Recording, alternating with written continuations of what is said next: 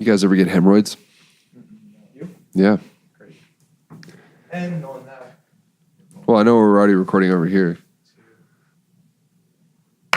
From playing drums. Seriously. Damn. Like when you play drums for over an hour and you sweat, like it can fuck up your ass. So pretty bad. Because I collab and we're going to cut that first part, or you got to say what you actually get from sweating playing the drums. People get hemorrhoids. Okay. Yeah. I Guys, mean, I'm guilty of it. Anyone who's potentially listening who plays the drums and sweats a lot, you ever get hemorrhoids from playing the drums? I mean, look, I sweat like a maniac. You know this. I work out with you and I sweat like crazy. But like when you're playing drums and you're like, you think about the seat. Mm-hmm. It's like a leather throne. Oh, so it's like a pool. Well, no, it's not really a pool. It's just like, and you're moving and bouncing. Like your butthole keeps getting spread open, like kind of back and forth. Especially when you next play time I aggressively. perform, that's all I'm going to be thinking Now, about. Jordan, you're a drummer and you play live. I don't sweat like Matt sweats though. I Even know. when I work out, Yeah, it's different. it is different. I sweat a lot. It takes me so much to get that good sweat going, and I miss it. But I try to take precaution. I use baby powder. Really? Where? In your butt? Yeah, you just pat Like a little bit in your grundle, butt. taint area into the butt, all of it. Yeah, because if not, you're gonna be a really unhappy customer. I If you understand. think about it, I gotta sit on my butt every night and play drums and sweat, and it's a Do thing you ever that smell the seat afterwards? I can't say I have. I know someone who would love to smell the seat of a specific drummer, but I can't say names on either side. But if he's listening to this, They know what's he up. knows exactly who I'm talking about. Who makes your throne? Don't comment and tell us it's you. The throne that I typically use is actually Tama. Okay. Shout Maybe out to like Tama. they can create some sort of like sweat resistant or Well- like a pee-pee pad. Well, What- Tama what if you- isn't. what I if don't you even were play Tama chaps? drums. I play Mapex, but we should probably not talk about that. Okay. Well, some drum companies missing like a massive opportunity. Yeah, you could have you could make chaps. You Well- would play naked. See, the reason that I said that I use the Tama throne is to just help amplify the point that I've made to everybody at Mapex already. They're very aware of my disdain for their current thrones. But here's the cool part. This is where it gets awesome. They're making brand new thrones and new hardware in certain ways that will be much better. Are there any artist endorsed thrones? Not that I'm aware of. There is a throne out there called the Carmichael throne, it's supposed to be really supportive for your spine. So like think of the throne as a circle and it's like thick padding, but down the middle there's a strip that's hollowed out. was So dangerous. you sit with your cheeks on either side of the leather padding, but in the middle where your spine would touch the seat, it's floating. So Okay. your spine isn't compressed. Okay. And I used it for a little bit and I like it, but I think I've just spent so much time playing drums on traditional thrones that's really what feels good. And yeah, What about the back? That's what I Have was you ever gonna had a ask. back? Yeah, I don't Is it like the weird? back. It's weird, I'm not right? a fan of the back. That reminds me of Aesthetically, it's weird. Like Mick Fleetwood, or Carter.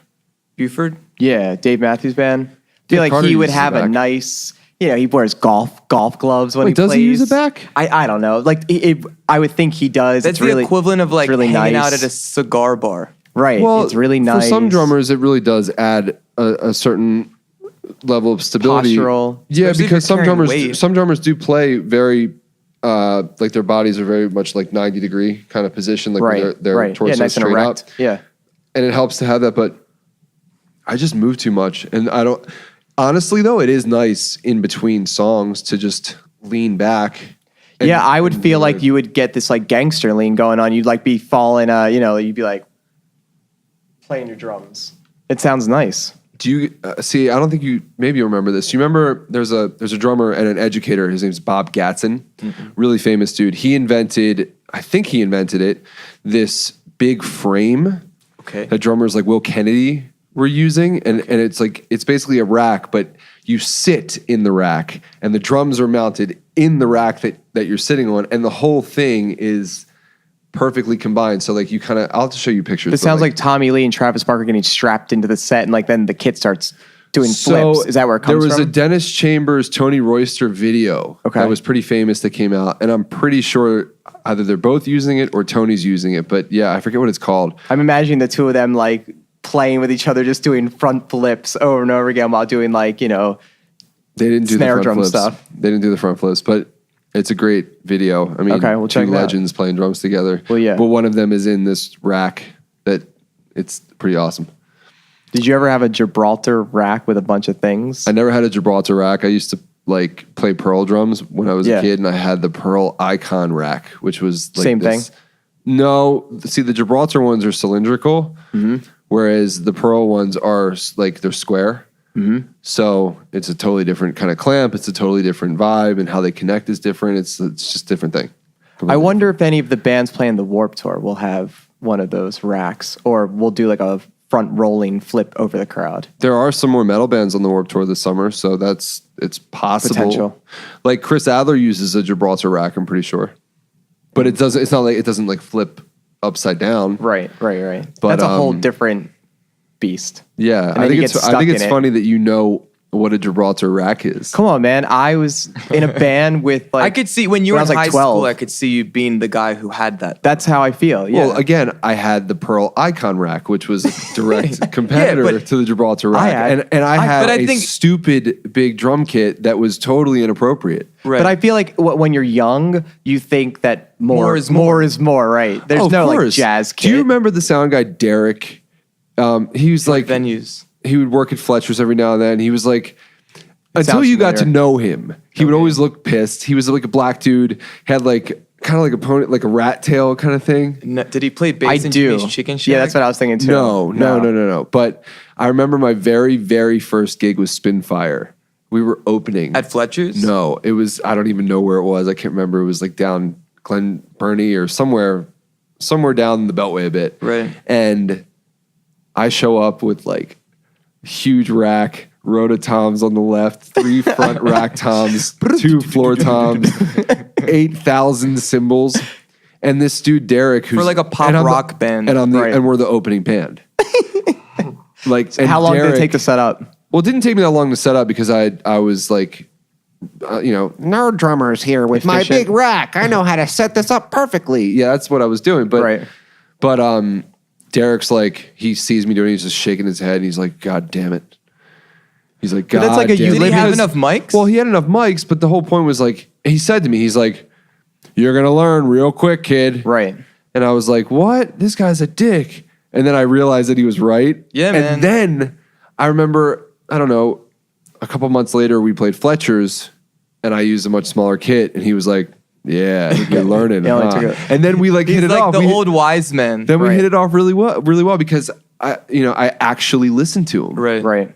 Well, Jordan, I know, was never really into like gear, whereas I was super into gear. And when I first got some money and I could go out and buy the big 8x10 speaker cabinet, I bought the 8-inch rack and filled it up with things because they were pretty. I had lights, and I was into that.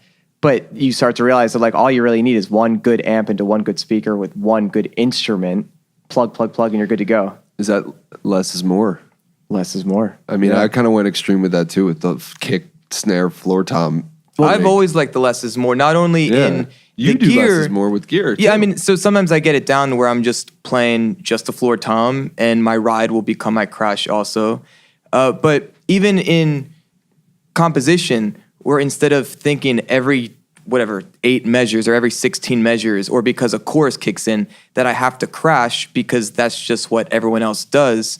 For some songs that I've recorded, I was like, what if I only crash 3 times in a 3.5 minute song? Then every time I hit that crash cymbal, it's going to mean so much more.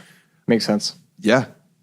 That's really interesting. If you've actually said it like that, like made that rule, that's pretty cool.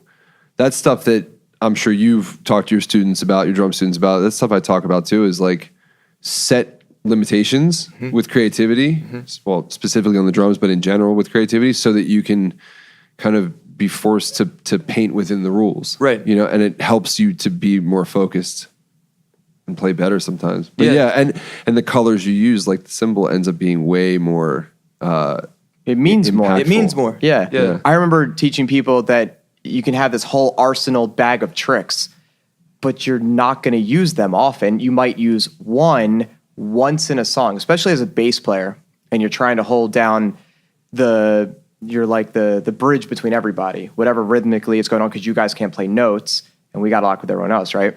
So if you do that one thing, at least people will go back and like, oh, what was that? What was that? I didn't hear it a bunch of times. Let me go find it, which is always exciting. I have a lot of good words, but I should probably talk less. See? It's like that. Right? I have tons of words in my bag of tricks up here, but Sure. Music is the ultimate metaphor. Yeah. it is. It's the same thing we're doing now, just communicating. Yeah. When I listen back to our podcast, though, or like when we've had conversations in the past we've recorded, I'm like, shut the fuck up, Matt. God, stop. You're Like- also kind of, or not kind of, but you're hard on yourself when it comes to this stuff and I other know. things in life. That's okay. And at least There's a balance, though. it's good to be critical. Of course, because you want to be better. Yeah, Right. totally. But not to the point, and I'm not saying that this is what you do, but where you're just like in a state of constant judgment and beating yourself up. because then you wouldn't say anything today, No. which is obviously what we don't want that. No, we don't have that problem, though. We just, for me personally, I just talk a lot. So I want to be. I had a dream, actually. That's Did I tell my you about- Did I tell you problem. about this dream that I had? Where, okay, the dream was, I forget who I was with. Maybe I was with my roommate, Sam. And we have a friend named Steve who, in the dream, he like committed a crime of some kind. Like he was like a bodyguard and he like had to kill someone, or he was like a hitman, he had to kill someone, and I knew about it. Okay. And the three of us went out to eat, and I was like at the table talking to him about it. So I was like, so what did you do? How was it? And he's just looking at me like shaking his head. And Sam's like kicking me on the table, shut the fuck up. Right? He's like telling me to shut up. And like when I woke up from that dream, I was like scared because I thought that like that Steve was gonna kill me because I was blabbing too much. And the moral of the story was just shut your mouth more. Like that's what I took away from that dream. Okay. As a licensed therapist, that gave me so much information into your unconscious psyche, Matt. I want to. Okay, let's. For do me, it. Let's it was talk about actually it. Tell really. me. I've never heard Matt do voices. He like went really soft for a minute, and then he. Yeah, you're a perked good up. storyteller, man. That was nice. Thanks. And what the dream connects to what you were saying about using a drum rack as a child. It all makes sense now. Yeah. Go on. That's it. I'm done. That you're okay. very He's, like cut he's and dry using case less right words there. now. I mean, I wonder if everybody wants you to psychoanalyze me though now based on that dream and what you know. I don't know. Okay. With that, no. Honestly, if you're gonna do that type of dream work, because I'm in therapy and I will sometimes process my dreams. It's not so much about the content in the dream; it's about the feelings. So when you wake up and you're feeling a certain way, or sometimes you'll have a dream that kind of rocks you for whatever reason, and the energy, the feeling of the dream stays with you throughout the morning or for longer. So it's more about going into the feelings instead of the people, the places, the things. My ex used to like make fun of me because I would have a bad dream and I would tell her about it, and then it would bother me throughout the day or even a couple days, and I'd like comment like, man, I'm still blown out from that dream. She'd be like, oh, shut up. Like it's a dream. But it did affect me. It's real. Yeah, It's and, real and that's feelings. unfortunate. It's real. She's trying to tell you that your feelings are not valid. No, I mean, I get it. Like, and it was good to have that perspective because she's right. Like, why? Like, what's the point of holding on to and complaining? In that regard, she's right. But it did affect me nonetheless, you know. And I there's guess, times when you can actually kind of go into it and process it and make meaning of it. And sometimes I think you could get stuck if you live your whole life trying to analyze every bit of experience and stimuli. that would suck. I don't want to do that. But Which goes back to the earlier point Yeah. of like not always being so hard on yourself and being judgmental and critical. There's a balance. I With agree. all of it, there's always a balance. Yeah, it's well said. I agree. And those are things that I've actually talked to you guys about, you specifically, when we've had talks about that balance and like that pressure that I put on myself when I have downtime and I'm like scrambling to be like, okay, did I do this? Did I do this? Did I do this? Fuck, I did everything. And then you save an email that comes in when you're walking the dog so that you have something to do when you get back. Absolutely. Right? Yeah, because it's like I like constant productivity, which is why if I have taken care of all my work, I want to work out. That's like the Right. next thing. Or I want to, but over these past few weeks that I've been home from the most recent tour, I've been very, very particular and hard on myself about actually giving myself that downtime when I can. Okay. And it's been really good because I don't care about it as much and I'm not as stressed about it and I'm still being just as productive and I'm actually enjoying other things more because of that balance. And then that could make you more effective when you're actually doing what you mean to say as, quote, being productive. Right. Sure. What's that story? Did you get to the point in the story or in Tools of Titans? We're talking about the one dude who would ride his bike every day up and down the beach as fast as he could. No.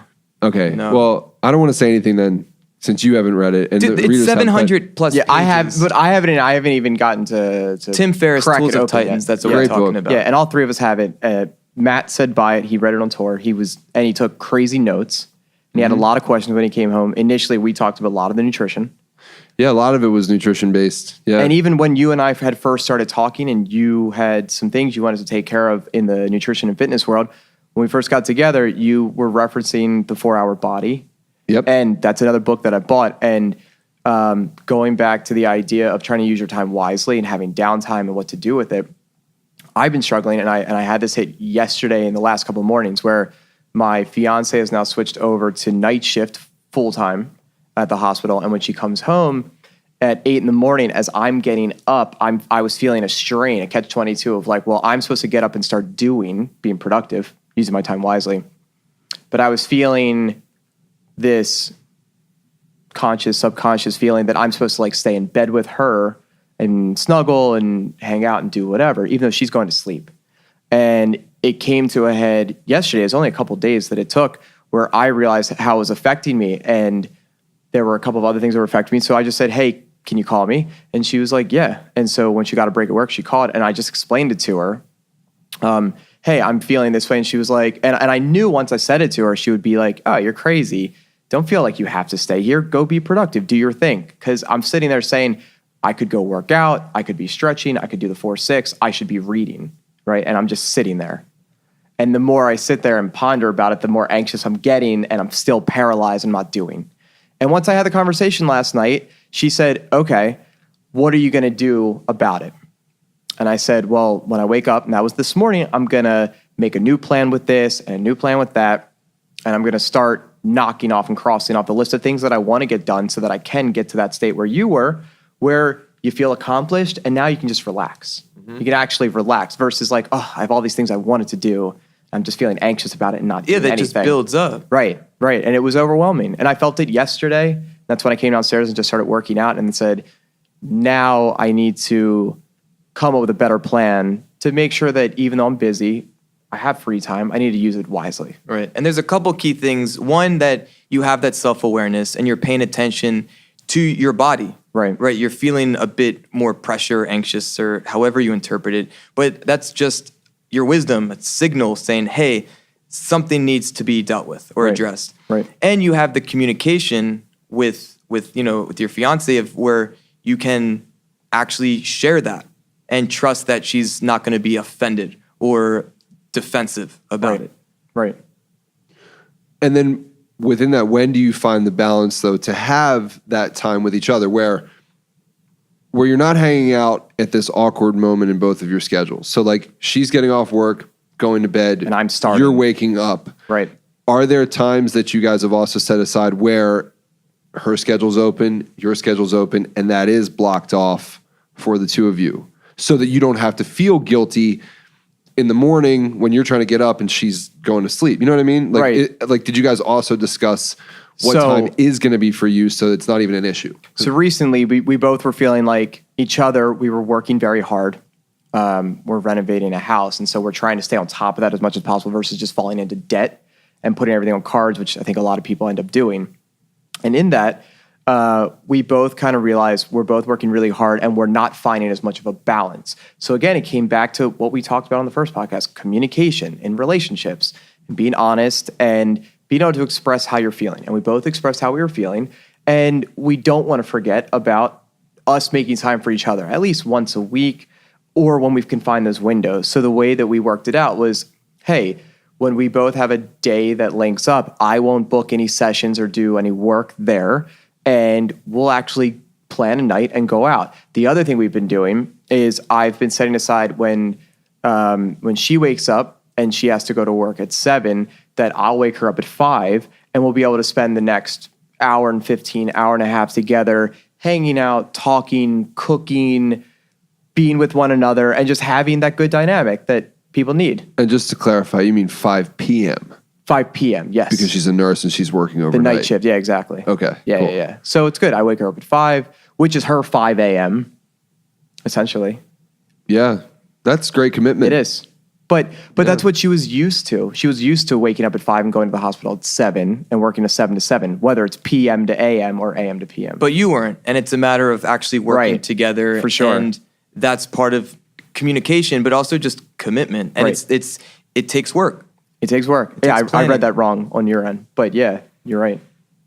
It is. It just takes commitment and making that time. And we've said this where Matt might say or someone else might say, hey, are you free then? Or can we do a podcast then? Or do something else then? I'm like, nope. And you have to be able to set those boundaries. That's been that was something that I think everybody will deal with many times in their life, of being, whoa, too much. This is overwhelming. I need to set boundaries, because you still need to take care of yourself first before you can give to everybody else. And that's what I was feeling yesterday, that I was giving, and leaving myself as the last man. And it can't be that way. I think that's great. I saw that with the three of us this week too. Mm-hmm. It's nice. We all with each other have that good sort of understanding of we're on the same team, so we're going to make time when we need to make time to do the shit we need to do. But if I'm really not feeling it, or if Jordan's got something that's going on, or you've got time with Carl's, yeah, Snarls. If you got time with Carly, we have to respect that and not really push. And I really appreciated that this week. We were supposed to get together to do this podcast on Sunday, and I just had a ton of stuff going on, and I was also just not in the mental state to like shift what I was thinking about to come here and then just start talking with you guys. I was just mentally tired from a long day. And yesterday you had a long day too, and you were kind of like, I could do it, but the vibe maybe wouldn't have been as good as like having a clear head. Right? Of course. You know? Of course. No, yesterday it was like very stressful for me. And so I kind of knew a few hours out from doing this, I'm not going to be my best. Mm-hmm. You know, and it's not like there's this intense time crunch of it needs to be done today. So, and in other times where there is a time commitment and shit needs to get done, then you get it done because you have a commitment to it. But I know that the three of us, yeah, to your point, we've been understanding and flexible, but while still maintaining a level of commitment to this project and to each other. So have you guys seen the TED Talk from the dude who has the Wait But Why blog where he talks about procrastination? No. I watched it the other night. It's pretty amazing. And Wait, but why? That's the thing. It's funny. Yeah. I think you said that to me the other day, and for some reason I keep going to, but the Paul Heyman promo, which whatever. Classic. It has Modern nothing day to do classic. with it. Yeah. Well, Zach, thank you. Waitbutwhy.com is a great website. It's a blog, and there's just tons of amazing information on there. But that being said, the guy who runs it, and his name is escaping me off the top of my head. I'm sure people will know who he is exactly. He did this whole presentation at TED about procrastination. And the moral of the story was everybody's a procrastinator, but there's two different kinds of procrastination. There's the one kind that has a deadline, mm-hmm. and then there's the one kind that doesn't have a deadline. And the one which I'm struggling with currently. Right. Well, big difference. The one with deadline, he says,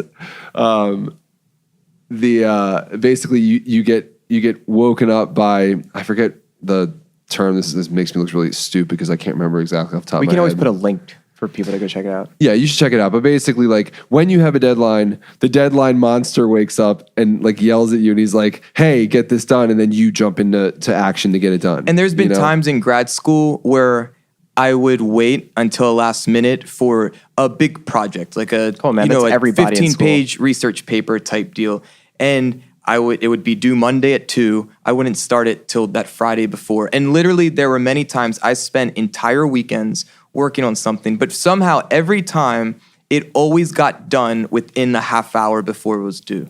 That's exactly what he talks about when he opens up the speech. You guys should watch it. It's really good. I just gave it. Yeah, that was it. Well, but the sad part and what he realizes is that everybody is a procrastinator, but the people that don't set deadlines for themselves end up actually living with a lot of regret or guilt or negative feelings because it's like, I really need to do this. I should do this. And I'm down on myself because I'm not, but you don't have a deadline to get it done. It can happen whenever. So you keep putting it off. And that creates this personal resentment in a way. Right. Which I think is, so all of us have our own businesses where we don't have a boss telling us what to do, when to do it, giving us hard deadlines that we're responsible for. So I've noticed within myself, there's been a lot of that other type of procrastination. And I think that's more just based in fear. That's the resistance. It's fear of something. And maybe for me, as I'm trying to actually uncover it and work through it, I think within me, there may be even a fear of something really good happening because it could be taken away. You know what I mean? And I'm still a bit fuzzy and like kind of working through that. But I know there's a lot more that I could be doing to grow Beatwell, right? But I don't have a deadline. And I think why for people who set goals and do plans, a lot of people who kind of teach or thought leaders in that space will say, make a plan, set a deadline. For me, that's why in pretty much every endeavor that I have partners. Because partners, you hold each other accountable on things, right? And that's sort of what I was getting at. It's like, although we sometimes will postpone or change the plans, we all respect each other's time enough to get it done, right? Because we're all involved, and we don't want to waste each other's time. And that's what happens in all of the projects that I'm in. I have partners, and you respect that time, and that I think. For you, Beatwell really is an independent thing, but you can always bounce stuff off of us. And if you need us to hold you to a deadline on something, I mean, I would do that. Sure. Yeah, absolutely. You know? And I would take you guys up about on that, and that's really helpful, and I appreciate that. Yeah. And we started talking about that this week, just even not when it was here, having these same kind of conversations, just one-on-one or with the three of us. And I even would say, let's get Matt involved. I think he would be great to bounce some ideas off of because he's running so many things concurrently and finding that balance. But I feel like where you're coming from, the same thing. When I was running Goodman's Guitars, I felt like I had to have conversations with myself. It was harder. Should I buy this? Is it going to be worth it? Do I want to invest that? Will I make whatever? And that can be lonely. It's very lonely. And as a person who identifies as an extrovert, it wasn't exciting. And it got to a point where I wanted to have more people involved, but the operation wasn't big enough to have more people involved. So it's interesting now that for Matt and I doing a fitness endeavor together, we have 2 other people involved as well. And I really like that versus our dad always taught us he always told us horrible stories of having business partners and what it was. But the relationships that we have versus the relationships he was having is so different. Yeah. And I prefer to have, to not have to assume all that responsibility. Plus it kind of keeps you on the ball where I wasn't the other day. I really just felt like something needed to be done about something that we had worked on. And I didn't want one of the other members to have to assume all the responsibility and the grunt work. And I was like, let me just go in and copy edit some stuff and clean it up. And at least that's one step that I can alleviate for someone else. And I felt really good about it, even though it wasn't hard pressed or necessary. I just wanted to do it. That's great. Yeah, and you did a good job. Thank you. And you did a great job setting all that stuff up. I mean, you set it up and we knocked it down. It's teamwork, and I think the best teams, the individuals obviously make up the team, and it's the individual efforts that make the team a strong team or not. Right. And I think the people that I work with, thankfully, all have that sort of alarm that goes off in their head. Because with all of our projects, it's not always up to us when something's going to get done. Right. Meaning, like, if you're building your website, although you can give a deadline to someone who's going to build your website, they have their own schedule and procrastination. And although everybody in GGD has been raring to go with getting this update out to people, there's still hurdles and we're waiting on, things to get developed and bugs to get fixed and things like that. So there's this downtime. And what's cool is that everybody on the team, and I'm sure even with yourself, you would go to the developer, or I go to my guys and I say, hey, just checking in real quick. In this downtime, is there anything that I can do to help? Even if you don't ask the question, you just kind of go through the communication and just figure out if there's any holes or anything missing. That can sometimes be great because maybe you'll find something to do that is productive. If not, it goes back to that initial thing. It's like, if there's really nothing I can do and everybody's happy and we're truly in a waiting pattern, then I'm going to go do something else productive or do something else that's going to make me happy. Right. So I don't dwell on it. Right. And wait. And like patience. Patience is such a key. Waiting is different than being patient. I feel like waiting has a negative vibe to it, at least in my mind. Like, I'm waiting for something. I'm waiting versus I'm just going to be patient. Well, it's out of your control. Yeah. And I think what's nice about your situation with the businesses that you're running, whether it's GGD or Periphery or doing stuff with something else, it's all passion related. It's all things that you chose to be part of. Now, Jordan and I do certain things, like I'm back in school and some of the clinical work that you do, where I guess you picked that, right? And you're choosing to do, obviously. So I guess most of the things you're choosing to do as well, whether it's lessons or something else.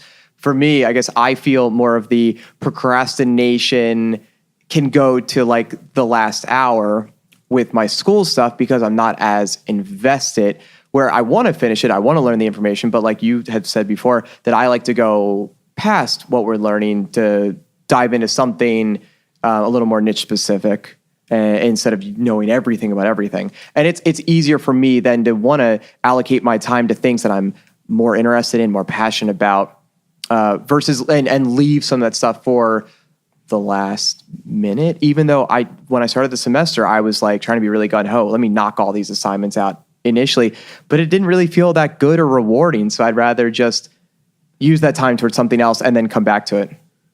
That speaks to this idea of, or the question of, what do you do in the time where you have to be patient, right? Right. I would tell someone that they should use that time wisely in one of two ways. Either to learn about something else that's going to help them with the big picture thing that in which they're being patient, or to do something great for yourself that's going to make you feel good and have a positive outlook on life, so that when it is time to get back to work, you're feeling really good. Right. And I see you doing this a lot, where, you're training yourself, or you're training you're training me or other people. You're also studying for school, like you said, but then you will, in your downtime, you're not just going to like put on the TV and watch game shows or something like that. Although I love Jeopardy. Sure. Jeopardy is good. We should play Jeopardy sometime. Yeah. I'm down. But I'd rather us be working on something, or you be working on something that's going to benefit everybody. Like, hey, I'm going to start training couples.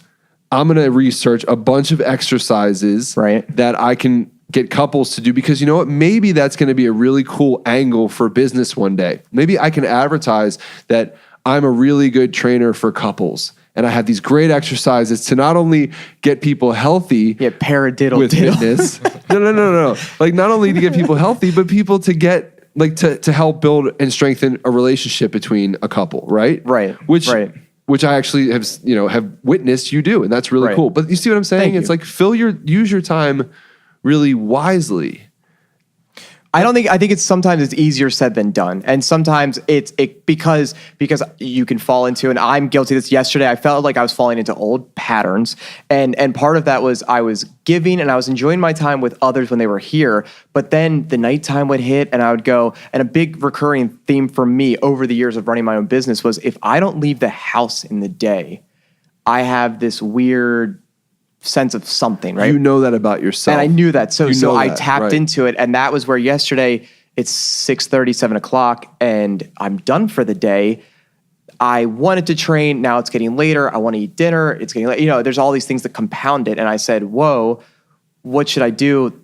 And then the next thing I knew, I went to I ate some cookie dough instead, which was not what I was looking for, but I fell into like an old vice idea. And it really just started, I went down this downward spiral of now like feeling bad for myself. And I needed to quickly snap out of it and make a new game plan.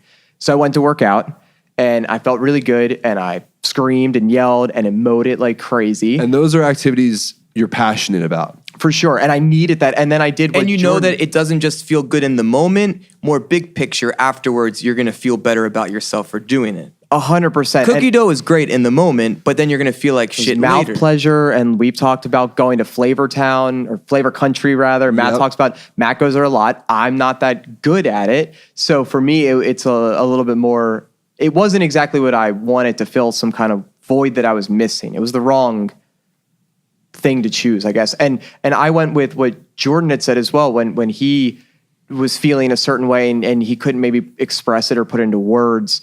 He would go play his drums and he would beat the shit out of them. And so I went and I put on freaking like Every Time I Die and some Beartooth and A Day to Remember, and I played the drums and I felt fantastic afterwards. I mean, I was ready to go do a couple things and relax and lay down and go to sleep and wake up with a whole new day. Like You just figure out what works for you. Right. But going back to an earlier point, Matt, when you're talking about having patience because everything that needs to be done in the process is already going. You talked about having, or, being in service of the big idea or the vision or something like that. And I think that's so key. And that's one of the things that I've really been paying a lot of attention to within myself more recently, because I know the times that I've been most successful in my life, whether in a certain band or really starting Beatwell, I've had a very clear vision of where I want to go. Now that can change and iterate as you kind of see what works and what doesn't work. But I know the clearer my vision is of where I'm trying to go, it's so much easier to not only get started, but to know what to get started on, right? So for me, through Beatwell, I've been able to share it with all kinds of populations for all kinds of different outcomes. And at a certain point, I realized some stuff started feeling more stagnant for me, or I'm paying attention to, am I thinking about the money during the work? So for me, it was trying to reignite a fire and really getting clear on what's my vision. Not only what do I want to be doing and where do I want to what kind of lifestyle I want, but how do I want to feel when I wake up in the morning? How do I want to feel when I'm going to bed at night? So one of the things that I've been doing the past couple nights is writing down those things and then speaking it out loud to myself in my apartment and seeing if it resonates, if the words resonate for me. But not only that, I kept repeating these words that I wrote down, but I kept saying it until I felt it. Mm-hmm. And I think once you feel it, once you capture the feeling of where you want to go, then your behaviors start aligning with the destination. It's good. There's a lot of steps there, I think, too, though. And that's the hard part for a lot of people. One, everything that you mentioned that you're working on is a huge passion. And the vision drives what you do, and you're passionate about the vision. And yes, you may have to pivot and adjust here and there, but you're still passionate about that vision. So much so that you want to be successful. You have to basically set deadlines, but you also have to tell yourself how you want to feel when you do this kind of work. Right. And I that's the key. I've done the work and haven't felt great. Well, right. And a lot of people could benefit from, I think, trying to write things like that down or make a promise to a friend, like a secret little bet, like, hey, listen, like I'm going to check in with you every day and I'm going to tell you how I'm feeling and how I want to feel tomorrow. Or I'm going to write down my one main goal for the day that's going to make me feel really happy. And that's the one thing I need to do, What's that website you talk about where you can set a goal and then like... Stick, STICKK.com. Yeah. A dude, his name's Jordan, who I went to high school with, actually started it. It's pretty cool. I think this sounds like something similar. If you don't have a good friend or a good relationship with someone who can maybe hold you accountable to it, I think that would be Or even an app. I mean, there's apps where if yeah. you don't kind of stick to your thing, it'll take money out of your account. But you can do this Right. with yourself too. And this is what you and I spoke about, Jordan, earlier this week, was you were basically saying like you're going over this scenario in your head over and over and over and over and over, and it's making you feel anxious or stressed or whatever it is. And I said to you, Write down the pros and cons. Write down the worst case scenario of what's going on in your head, and then write down the best case scenario. And then ask yourself, are you going to survive? Are you still going to be able to be happy? And basically, like, at least what I would do is say, if it goes bad, what's my game plan to be happy? Right. And if it goes well, how am I going to celebrate? Right.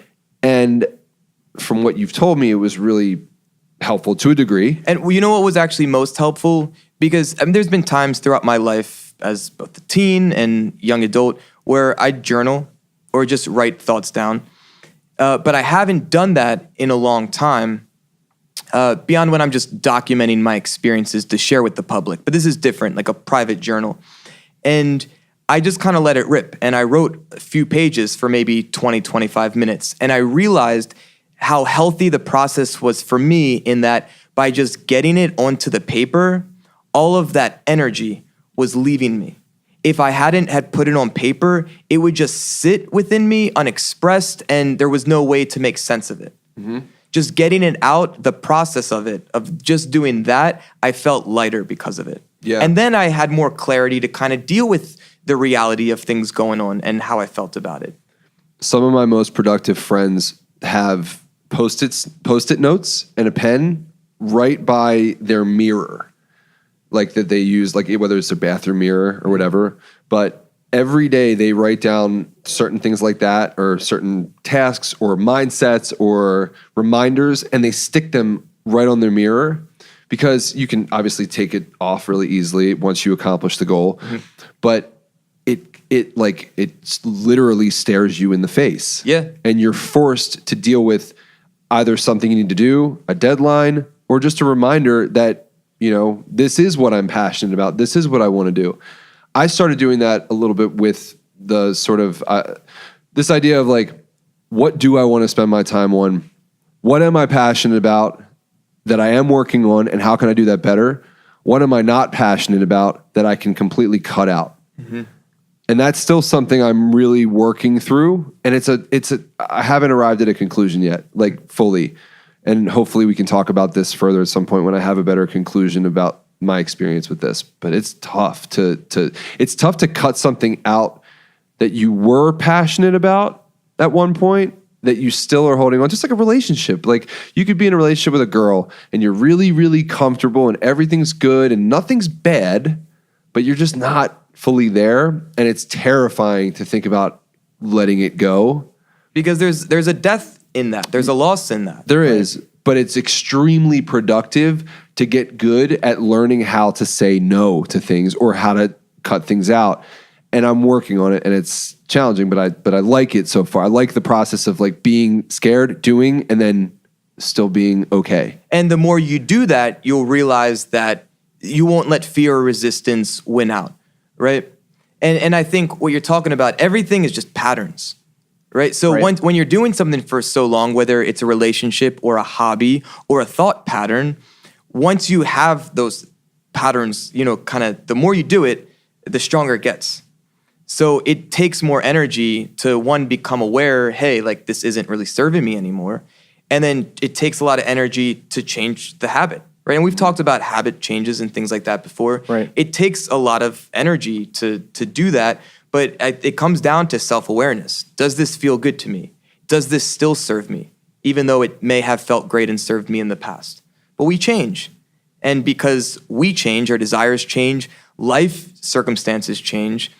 Sometimes we have to have that self-awareness and realize, are our behaviors now mapping to what's, you know, serving us in the moment? Right. I think it's good that you have, what a lot of people are missing is at least you have a direct narrative of what you're searching for. A lot of people, I think, are just searching in the dark when they go to think about their thoughts or what they want to write down or what they're maybe passionate or what excites them. And at least you can say something to the tune of like, is this serving me? How could I be using this time more wisely if I wasn't doing that kind of stuff, right? Mm-hmm. I think that's good in that you have that direct narrative to say, hey, here's what I'm working on and here's what I want to be working on. So how can I find a balance between those two things versus just shooting fish, you know, like in the dark where you can't see anything. But what you're kind of, like a conversation you're kind of opening there, kind of like what's your passion or find your passion. And, I share with students at universities often. And a lot of times they'll come up to me afterwards and be like, Jordan, it's so cool. You found your passion. You know what to do. It's like, I don't know what my passion is. And I saw this talk. I think it's Elizabeth Gilbert. And it was on Oprah's network where it was kind of like TED Talk-esque in the sense of here's an hour and here's snippets of just different impressive people giving some sort of public presentation, some big idea. And hers that I watched was something about literally like, fuck finding your passion, right? Because I think this whole narrative of find your passion, there's a lot of pressure in that, right? So there may be people that I'm sharing with who don't know what their passion is, and they're like, fuck, what am I gonna do? And there's this pressure to find it. What I loved the way that she described it was everyone's different. And for her, she was maybe describing the metaphor of some of us are like bees that kind of pollinate all kinds of different flowers, right? And for her, it was more, instead of like finding your passion, start by being curious and being open and trying different things and noticing within yourself, do I like this? Does this feel good? Does this give me more energy? And then once you start figuring out what that is, try something else maybe that's similar. And her thesis was that if you do that for 10 years, if you do that for 20 years, and then you do that for 30 years, towards the end of a career or a life, you end up like the passion finds you. That's good. Where do you start with that though? And maybe she talks about this, I don't know, but okay, I don't know what I want to do. I have no idea what my passion is. I'm going to try stuff. Do I try things? Do I go through this exercise of writing down 5 things that I really like? Okay, I like food. I like hiking. I like drumming. You see where I'm going with this? Okay, so just say music was eliminated from my existence, right? And because music is the core. That is the North Star of what I do. If that was taken away, my advice would be, when all your what would you do? That's what I'm saying. When all my responsibilities are fulfilled, what do I think about? What websites do I go to? When I'm consuming media, where do I go? And for me, a lot of that would be pro wrestling, right? So for me, if music wasn't an option, I would most likely find some sort of way to monetize my interest in professional wrestling. And that could be starting a podcast and a website. It could be whatever, kind of getting to more of like memorabilia. It could be actually trying to work within the industry on a creative end or even as a performer. But the idea is, what do you naturally think about? Where are you attracted to? And that can at least be a starting point. What if you tried that though and you hated it? That's good information. You're paying attention, right? So some things I may not want to work in that, because I've known at times when I've been in bands for a long time, then it wasn't as like when I'd go to other concerts, the magic was gone because it became my business. Right. Okay. I think he said it best before, and I've started to use this with friends in helping them hone what their passion may be, or getting closer to finding something that they're at least passionate about, right? And you said it and you may have gotten this from that lady, that it's not necessarily about finding your passion, because when you say that to people, that's too daunting, that might be too overwhelming. It's just finding things that really start to pique and spark interest, where you go, oh, wait, I like this. Let me explore that further, versus, and that's really whatever the fuck it is. Like, even if it's, taboo, it's fucking weird, whatever. If you start to feel something, that little bit of a tingle that's like, oh, I like this, and that feeling's good, and that could be anything. I'm saying anything. Explore it a little deeper. And then those around you, your loved ones, start to feel comfortable with sharing that stuff with them and communicating that to them, so they can realize, like, oh, this is what makes you tick. Like, when you get up in the morning, you might be thinking about some of this stuff, even though not all of it is, the most PC or so. But just to clarify, right. Like, I understand the idea of like, not having to be PC about it, but I think it goes back to our earlier point with you and the cookie dough. Mm-hmm. Yeah, you may get that tingle, but is it good for you in the long run, right? In the sense of Sure. of not finding, something that feels good, but it ultimately isn't serving you. And I think it's just Right. part of self-awareness and making that distinction. I heard someone recently say, and this is nutrition, food related, because that's something that I struggle with and have dealt with over the last like 15 years or so, half my life. For those few moments of whatever you're indulging in, and that can really be alluded to anything, right? If you feel good in that moment, but then you don't feel good afterwards, right? Whatever that negative feeling may be, that's pretty much the same feeling you would get if you were in a toxic or an abusive relationship. That you feel like you love this thing, but is it really serving you or loving you back? And that was something that I had a conversation with myself about, and then I had with my fiance, and I just said, hey, there are certain restaurants we go to, certain foods that I eat that that I generally just feel bad afterwards, and it's very uncomfortable, and then that turns me into a person that I don't want to be because I'm living with those feelings. They're very visceral, and then I feel like I can't be as loving or as productive or as great with everybody else. And even though I may like it in the moment, I have to say to myself consciously, I'm breaking up with it. Right. So whether it's not it's serving me, a relationship or a career path or whatever passions, the thing you did on a Thursday night, it's still a context of making decisions for yourself and being mindful, and having that wisdom to know. You have to be willing to ask the question to yourself too. I just did this. Do I like this? How do I feel now? If it's all good, keep doing it. Right. If it's not good, break up with it. I wanted to go back, and I'm not asking this question to grow you. I'm asking this because I think there's a lot of people out there who might not even have a second passion like you do, like wrestling. So let's say you didn't have drumming or wrestling. You didn't even have therapy. Let's say you're making money in a shit job that you just don't like because you went to school and you got a gig doing something. Right. I don't even know what that is, but you something. Go to school and you just have a job. Right. Whatever it is, yeah, whatever. What would you do? I would start saying yes to things. So if a friend says, hey, you want to come check out this yoga class? Or, hey, you want to come to this, whatever, Frisbee kind of deal, like an ultimate Frisbee game. Say yes to shit. And then ask the questions. Do I like this? What do I like about it? Well, maybe I don't really care about the Frisbee game, but it's really fun, like being physically active in a competitive environment. So what's another thing I can do? And it's really it just saying yes. Yeah, next thing you know, like you get involved with a soccer league. Next thing you know, you get involved with another thing. And then it's like, wait, I like these things. I want to organize more. And then you become a league organizer, right? Sure. And that becomes your gig. Sure, but it's just a matter of being open. Right. And following like the bee, kind of jumping from flower to flower and seeing what works and what doesn't. It's funny that you bring that up because I had a conversation recently with one of our kind of cousins, the youngest one. He's 20. He's at school. He's not really sure what he's doing. He doesn't know what to study. He hasn't really found the spark yet. There's nothing that gets him going. And so I said to him, pretty much like that Yes Man movie where he didn't really lead a fulfilling life. And the next thing you know, he goes to a seminar, starts saying yes to things, but he literally said yes to everything. But it always led him to something that made sense. And so I said to him, it's funny because it's like we pulled the same words. I said to him, if your friend says you want to go to yoga class, be like, hell yeah, let's go to yoga. And if you hate it, so you never go again, who cares? And you can try something for 3 months. You can try something for 6 months.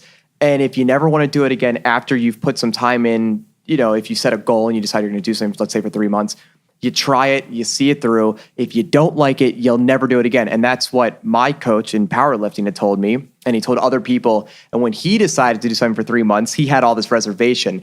And we pretty much used his own rhetoric against him and said, hey, it's only 3 months. If you hate it, you'll never do it again. And he said, touche, and he went ahead and did it. Right. And I think what's important too is about being flexible with ourselves in the sense of you can't frame it as if I have to find my passion. Because if you force it, will it come? Probably not. Maybe. But if you're forcing something, like then it's not natural anymore. Right. It's a lot of pressure on yourself. Then people have to find something in their life though that brings them some semblance of happiness. For some people, it doesn't have to be the job is the whole thing. Sometimes it could just be earning money to take care of your family, and that's the passion. When did you know, for both of you, when did you guys know it was drumming? When did that start to feel like, I can't even remember. This is a thing. I mean, that's forever. just what it was. That's what but I was very lucky to be born into a family with parents that were open Right. to allowing me to do what I wanted to do, and never once said, hey, you're not doing music, you need to get a real job, quote unquote. No one ever said that to me, and I think I'm very lucky to have that. I think you guys are in that same boat. For sure. And you stayed the course. And to go back to my point of what do you think about, every day in high school, I wasn't paying attention to the lessons. I was there writing mock tours for my fictional band. Right. That's where my head was at. I didn't do sports after school because I wanted to come home and play my drums for an hour and a half with like a 15-song set list. Mm-hmm. So Well, that's what right. I thought about. I think That's what I wanted. we've all been there. Yeah, the yeah. hypotheticals and like just sticking with it. But we were lucky that we got exposed at a young age to all of these things, that we had parents that were pushing us to try different things. And I think that's what maybe you lose as you get older. You forget about being a kid and just going and trying things. And if you look stupid, you're feeling judgmental and all that stuff, just like letting that shit go and just trying stuff. So it's not, you're right. It's not about the mindset of I'm going to go find my passion, because that is a lot of pressure. But I think there's an exercise that I've used that's been really helpful for me that has basically framed my whole life for the past however many years. And we kind of talked about this a couple weeks ago. I was showing you that diagram I made for my student. What I did in this exercise, I'm going to briefly explain, is to simply make two lists, or like even make a Venn diagram, right? And see where there's this overlap. But in like the one side, you list all of the things that you're really good at. And this is where a lot of people have trouble, because a lot of people aren't really good at being confident and saying, I'm good at this. I have self-confidence in this. So ask a friend. Well, but Not everybody has that. But not either. everybody has They that can either. Ask for that. But I guess the point is, you have to remember, look, no one's going to read this thing but the person who's right, but you. You're one person. You're going to make this list. It's this private little piece of paper. No one else is going to see. So when you ask yourself, what am I good at? Be really honest. And list as many things as you can. This is not the time to be modest. This is the time to say, this is what I'm awesome at, and I'm the most awesome person on paper in the world. Do that. And then on the other circle, write, what do I really like? What are my interests, right? So it can be wrestling, drumming, sports, video games, therapy, getting online and reading food blogs, whatever it is. Those are the things that I like to do. And then in the middle of the Venn diagram, you just start putting things that would relate from the things you're really good at to the things you like to do. And all of a sudden you start seeing all these options. Well, wait a minute. I'm actually really good at cooking food, and I'm really good at writing, and I'm also really interested in food blogs. Well, shit, There's I your could food go blog, right. yeah. I could go Right. buy a bunch of food with my ideas and make recipes and then write about them and talk about what's good and what's not. I could go to restaurants and be a food critic and do it my own way, because I'm also really good at at drawing comic sketches, and my food blog is gonna be me drawing pictures of this dude eating at a table and his reactions to explain whether it's good or bad. I don't know. I'm just riffing, but the time and place that we live in now, with social media and relatively cheap internet And the technology being so that's good. available, there is no gatekeeper anymore. And so since you can theoretically connect with billions of people in the world who can be a potential consumer or fan or follower of what you do, you can get that niche. Right. the moral of that, and sorry, I didn't mean to cut you off. No, You're no, gonna no, say no. something. No, go for it. Just brief statement. Yeah. I think the moral of that is when you actually combine more of your skills with more of your interests, you become more unique. Yeah. Because you have this skill set that maybe no one else has. And if you capitalize on that and put the effort into that, you're going to do stuff that you really like. You're going to do the stuff that you really like, that you're really good at. And you're probably going to create something that's brand new that may have legs. So if you're listening and what Matt's talking about resonates for you, I highly, highly recommend the book Linchpin by Seth Godin, Godin. Yep. When I started getting the idea of Beat Well, this book came to me at the right time. And really the tagline is, are you indispensable? And it gave me a blueprint to figure out how can I put all these unique interests and strengths and talents that I have together in a way where no one can replace me? It may be time then for you to like revisit that, because I remember you would write certain, like we were talking about the sticky notes, you would write certain things down, you would put it on your tack board, and you would look at that, right? And now that you're trying to reinvigorate that same spirit to take Beat Well to the next level, maybe it's time you go back to something that did cause such a great spark revolution in you that made you want to go do it. You go back and revisit parts of it and find some of that same fire. That might be the step that propels you from like 1 to 2. Yeah, absolutely. Right? And Yeah. for me, it's, I don't know, we did coming together, but it's more what is the clearer vision of what I want to do with the potential of Beat Well, which Right. I'm starting to get clearer about. And now that I've created a bit more of a vision of the types of people I want to work with and the types of programs I want to share, I'm back into that hustle mode I was 5 years ago, where if it makes sense, I'm doing this shit for free, but now I'm documenting it. But it's very more narrow of I'm going to document this stuff so I can attract those same types of opportunities. Maybe something that'd be great is to actually assign some homework to ourselves. And if anybody who's paying attention wants to do this too, to be great. Yep. So we're all on our paths. We're pretty confident in what we're doing. It never hurts to revisit this exercise, right? So maybe the homework that we do is we all go and we refill out our Venn diagram of what we really are great at and what we really like to do. And we just look at it. And we may find that we're doing still exactly what we want to be doing. And that's awesome. And I hope that's the case, because we're spending a lot of time on the stuff we're doing. Right. But if it's not, that'll also be an amazing wake-up call. Absolutely. Holy shit, what's not in this thing that was before, or what's here that wasn't here before? And that could be really telling. And I kind of have this inkling that I wanna may do it? Well, I want to do it, but why don't we just set a goal that we're going to do this by, we'll probably do another podcast in a couple of days. Why Yeah. don't we say we're going to do them? And I mean, don't put all the thought in the world into it, but just write down whatever comes naturally to you.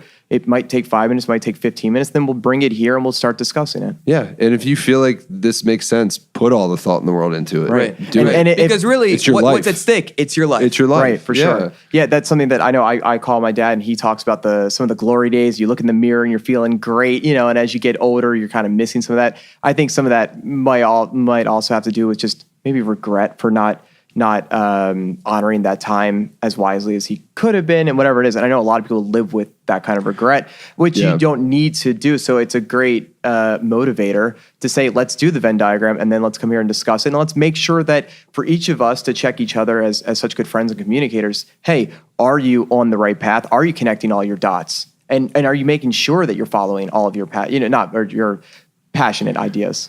I know I have new interests that I didn't have the last time I did this exercise. So I'm excited to see. What I'm excited to see is if, in some way, if I even need this exercise anymore, because over the time of starting my own things, I've gotten really good at starting things and being a little bit more intuitive to what I like and what I'm good at and putting them together.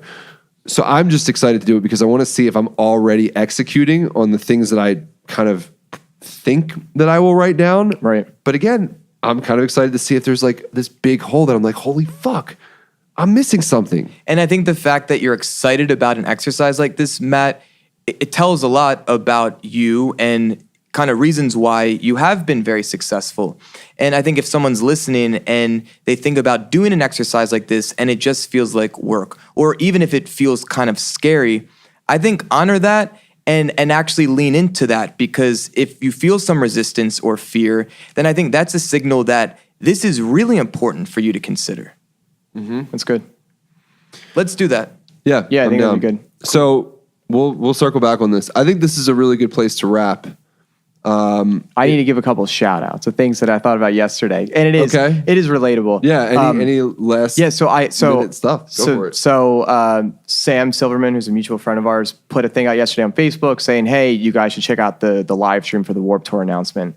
And I randomly clicked on it almost an hour in, and there was this band playing. Yep. And I was pretty pumped for them because it's a band stacked like pancakes. Mm-hmm. You have a relationship. So I can say a lot about this. Right, but to keep it brief. Yeah. Right, to keep it brief, shout out to Kevin the drummer. Well, so let me have my moment All right, here. let me say my piece, then you say your piece. Okay. Here's the cool thing. Jordan and I went to Towson University and we played Tiger Fest. And it was, for me, the coolest experience of going to college the first time around. We played this cool show. That meant the most to me. The next year, I was asked to be a judge. And there was a lot of just whatever generic kind of bands. And then there was this ska band, which felt like I haven't seen or heard of a ska band in many years. And I gave them a perfect score. And they won, and they went on to play Tiger Fest. And now fast forward a couple of years later, they've been sticking to their guns, whatever they're passionate about. And even though they're playing a genre that's not the most popular anymore, they stuck with it. They met the right people. Boom, they're playing the freaking Warped Tour. Mm-hmm. That's got to be, one of the ultimate goals for a band like that. So fuck yeah for them. And to give context, Sam is their manager. Sam is their manager, yes. And Sam was, I think, the one who maybe picked me to be the judge as well that year when she wasn't working with them. I also want to say quickly that War on Women, those Shauna and Brooks, who the guitar player and the singer of that band, are wonderful people. Like, no one deserves an opportunity playing the whole Warped Tour more than them, and they've been doing this stuff for years. So they really stuck to their guns of what they're passionate about, what they love, and fuck yeah, that's awesome. So I was pumped about that. That's awesome. Yeah, I couldn't be prouder of Kevin Gorin, who is known as Kevin the Drummer online. And I'm not surprised he's having success this early. I'm not either. He's hungry. Kevin has been my longest standing student. I started working with him when, I don't know, he'll probably correct me on this, but maybe when he was like 8 or 9, maybe a little bit older. But I have seen him find his passion at a very young age and completely stay the course and go through tons of adversity with it, tons of different challenges. And I'm just, I don't know. It's just awesome. Yeah, I was taking pictures and sending little clips of videos of him when he was in the shot to you. Yeah. Like, yo, check this out. I don't care what you're doing. Check this out. And he's so easy to root for. He knows how I feel about him too. That's really, that's I think the best thing to say. Because, you can root for him. And this is what if he doesn't know that this is how I feel, it couldn't be happening to a more genuine dude. Yep. Kevin he's genuinely a sweet person.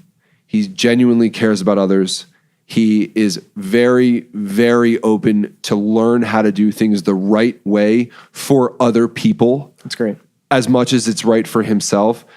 And speaking of saying yes to things, I've watched him say yes over and over, and I've watched him say no because he's realized what he really cares about and where he's going to be the happiest. And it's just, he's a great example of what can happen when you start saying yes, but when you also seek advice from people that are, okay, let me go back 1 second. Kevin has made a point to take lessons, to watch educational videos, to go to different classes with so many different people. He needs to do this podcast one time because he is the model for a lot of the things we're talking about. Absolutely. Yeah, I agree with that. I'd love to have him on there. But you know what I mean? So he's literally taken lessons with both of us, at different times. He's taken lessons with my buddy Carlito, with Matt Garska, with Luke Holland, with Anoop Sastry, all these great drummers. He's helped me with like 4 Beatwell gigs just to learn how I do that. Yeah. And it's just, he's a sponge and he's open. The model. It's very impressive. Open to learn. And what's so cool about it is I know some people that would like kind of be in his position and be kind of cocky about it. And he's the most humble, modest dude I know in that position. And I think he's aware that he still has a long way to go, but he's someone who's truly enjoying the journey and has worked his ass off. Yep. And he's not even 21 yet. And he's not even, and he's taking advantage of a lot of it as well, where I've seen side cam footage of him filming himself playing the whole entire set. He puts it out there, and then him doing instructional stuff. And I was like, and he's got chops. He's super good. He's totally learned from great people, and he's staying the course. And it's awesome. He's young and he found it at a young age, but it doesn't mean that when you're 30, 40, 50, 60, that you can't still go forth and do the same thing. I give him such a hard time for fun now. And like, I always have been a little bit hard on him purposefully at times because I never want him to feel like he's fully made it to some level. Like, you always have to climb the mountain. And the mentors that I've had who I respect the most, they give me little hints of that's awesome, but mostly it's like, yeah, that's awesome, but you still Take it have away this to from you. do. Right. And I mean, he knows that. I've told him that. And we have a really good rapport because of it. But when it's time to get serious, he knows how to work hard. And I'm really, moral of the story is, I'm glad you brought that up because I'm really proud of Kevin. He's going to encounter so many great things. He's doing most of the Warped Tour this summer. What a great experience to have at such that a young age. And I mean, and we'll be watching and supporting. And as Absolutely. Jordan said, we'll be rooting for him for sure. And he knows he can go to so many people if he runs into problems and ask questions. And that's great. It's not a cop-out to ask people who have done things before you about those things. It's great to wisdom. It's wisdom. And it's a great thing to figure out for yourself. But, I think Warren Buffett is the one who says, like, read books that other people wrote based on their mistakes. So Right. you don't have to make the same mistakes over and over. Yeah. You learn from them and you learn from their mistakes. And I don't know. That's Maybe something I see Kevin do all the time is he asks questions. He's not Absolutely. afraid to say, hey, here's what I'm thinking. How do I do this? Or here's the offer that I got. Should I take this? Yep. Totally ask those questions to the people that you look up to. It's just great. I don't know. Anyway, Maybe if we all decide we'll go to the Warped Tour to support him, go see him play. I'll be there. Right, I'll be there. Yeah. That maybe we take some gear and we go and we do a little podcast with him and get his thoughts. Yeah, even though I'm He sure can he's just gonna come be here. busy. He lives Or right down the street. That's true. He can just come here. Yeah. We don't need to, believe me, we don't want to bring any extra gear to the Warped Yeah, Tour. that's true. That's There's true. We just have a plenty. little field recorder. There's kind of plenty thing. of gear there. Whatever. My last little shout out, because I was going through that thing last night. Shout out to Snarls, whatever else we want to call her. Just for You talking about Carly? Yeah, for Carly. Yeah, fiance. Just because communication is such a crucial thing and something that we are going to talk about all the time, and the relationships that we have, and being open and just being able to say whatever you want. And I was just really glad that I had someone like that. Plus, I knew I'd be talking to you guys today. That I went through some stuff yesterday, and it was very easy to alleviate it and get it off my chest, and then make a plan and move on. And that was huge. So, thank you guys, and thank this platform and medium for being here, which is wild, the world we live in. And I think to and wrap thanks to it, her. I It's want to cool. shout out anyone Yeah, there you go. listening right now. Yep. And I just want to Who made it this say, far? be kind to yourself and do what feels good. On that note, See you guys later. peace.